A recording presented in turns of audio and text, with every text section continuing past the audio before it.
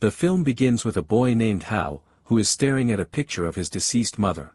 He is very sad and withdrawn, living in a small treehouse away from his father's home so that he does not have to interact with Vera, his stepmother. When they go to a restaurant, Vera tells them that she will be managing their companies. Hal mocks her, implying that she was only his father's secretary and married him out of greed for his money. It is clear that he hates her. When they return home, he starts writing everything that happens in his diary, and he writes that he wishes to have a relationship with Vera, his stepmother. The next day, Hal's sister Lucy leaves for her university without saying goodbye to him.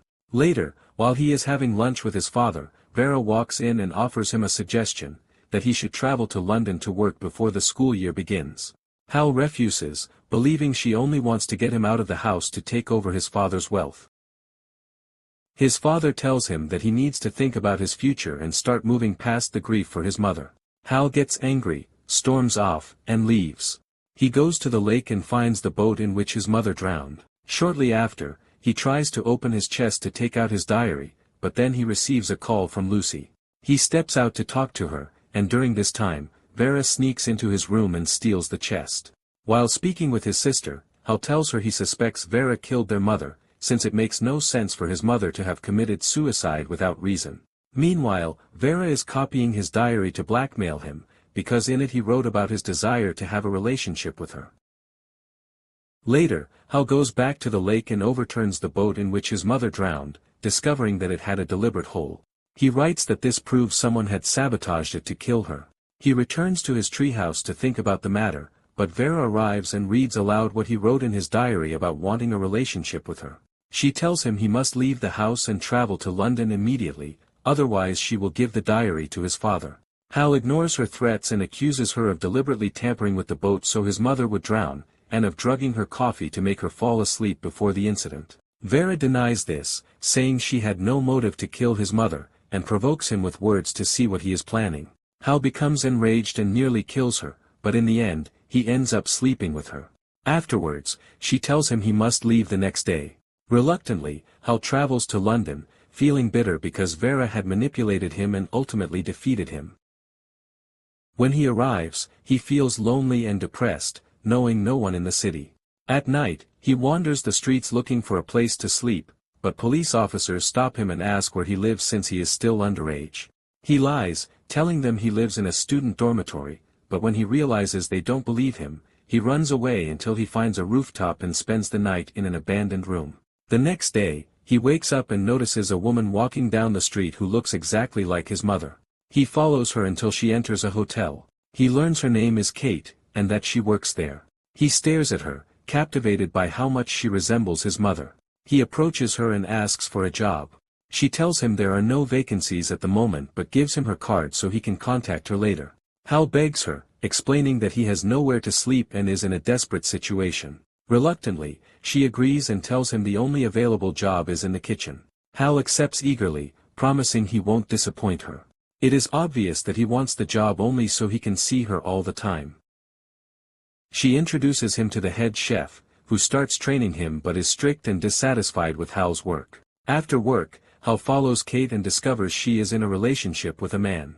Later, he sees a picture of his mother and is struck again by the strong resemblance between her and Kate. The next day at work, Hal tries to adjust to his new life. During a break, he chats with the chef, who compliments him for being energetic and hardworking.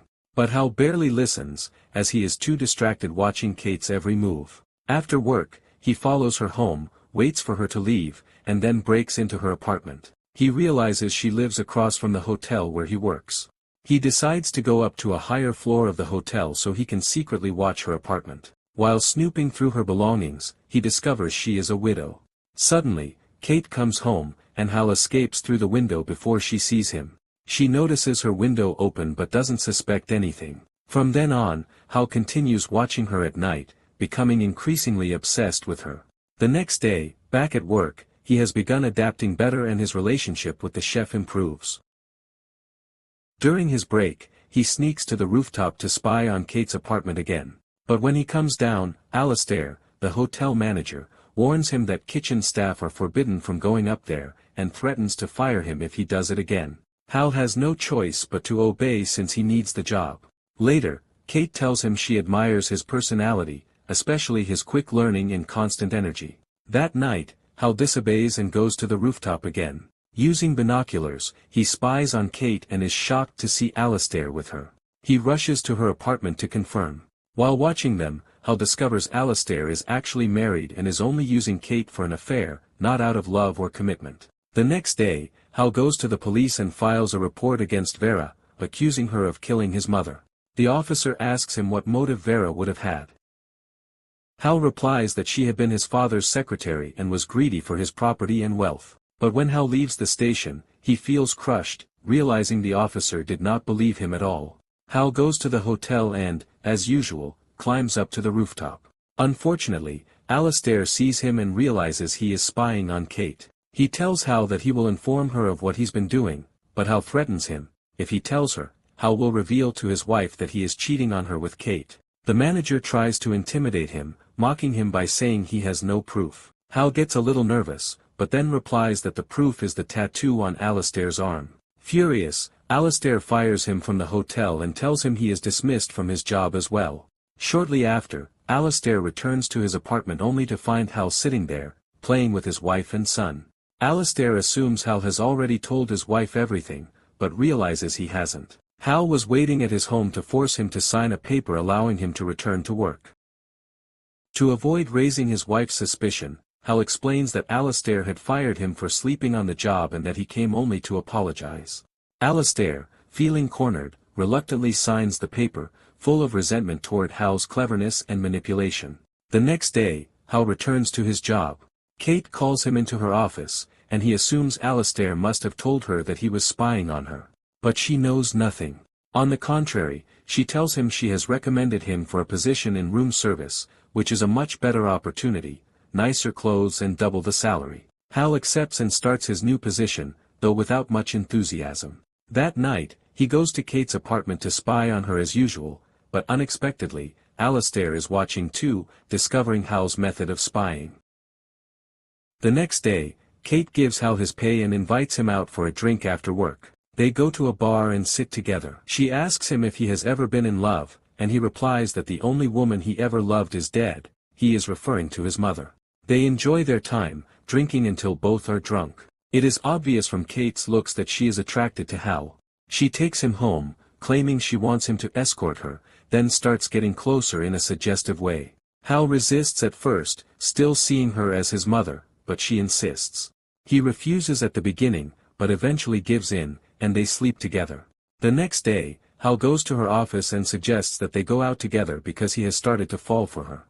But she avoids him, telling him to forget what happened between them, since it was only the result of being drunk. He apologizes and leaves. A little later, a colleague tells him someone is waiting for him in room 405. Hal goes there but finds no one. Suddenly, Kate shows up and says they need to talk about what happened between them the night before. Hal tells her he knows it was a mistake and that she feels guilty about it, and he promises never to mention it again so as not to upset her. But she approaches him and they sleep together again. Afterwards, they leave the room happy. Later, as Kate heads home, Hal spies on her as usual and notices that Alistair is trying to talk to her. She ignores him and walks away. Hal follows her home and sees Alistair persist in trying to speak to her. Upset, Hal climbs onto her rooftop to see what's happening and is shocked to find Alistair attacking and hitting her because she has ended their affair. Without hesitation, Hal enters through the window and tries to pull him away. Alistair then realizes Kate ended their relationship because of Hal. He tells her that Hal has been watching her all along from the window and saw them together when they were intimate. Kate is shocked and throws Hal out. Hal tries to explain, saying he was watching her because he was drawn to her resemblance to his mother. But she refuses to listen and expels him as well. The next day, Hal waits outside her home for her return from work. She ignores him at first but then comes back out to ask what he wants. He tells her he came to apologize and insists that she should thank him instead of being angry, because he saved her from Alistair. She lets him in to hear his story. There, Hal tells her about his mother's death and his suspicion that Vera, his stepmother, killed her. He shows her a photo of his mother, and Kate is stunned by the strong resemblance. Hal tells her how much he misses his mother and asks her to wear his mother's dress so he can remember her. He gives her the dress. Kate puts it on, and Hal breaks down in tears. Over time, they grow closer, and their relationship deepens. Later, Hal goes back to work and is told by a colleague that his father is in the manager's office waiting for him. Hal goes there and is surprised to see his stepmother, Vera, who tells him she is happy to see him again. Kate comes to stand by his side, especially after learning from him that Vera killed his mother. But Vera sends her away, saying they want to speak to Hal about a family matter. His father apologizes to him for leaving him alone, then explains that his company has gone bankrupt and that he needs to use the house's garden for a government project to pay off his debts. For this, he needs Hal's signature, since the house belonged to his late mother and her will stated that no one can make decisions about it without Hal's approval. Hal refuses, telling him he will only agree if Vera goes to prison, because she killed his mother. Vera follows him and tells him that his father owes the government $800,000, and that the only solution is to approve the project. But Hal refuses again, saying he does not believe her because she is manipulative and wants to steal his father's money as well. Angry, Vera insults his mother to provoke him, then leaves. The next day, Hal quits his job and returns to his father's house to kill Vera. When he arrives, he kidnaps her and takes her to the lake. He ties her hands and throws her into the water, making her meet the same fate as his mother. Indeed, he kills her and lets her drown, convinced at last that she had sabotaged the boat and orchestrated his mother's death. He feels relieved after avenging his mother. Then he goes to Kate and tells her he is returning to live with his father, and that he finally knows the truth about his mother's death. Kate is happy and tells him that if he ever comes back to London, he must come see her.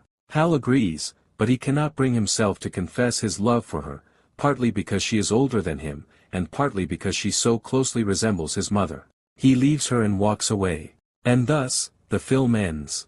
If you like this video, please don't forget to subscribe to the channel and like this video.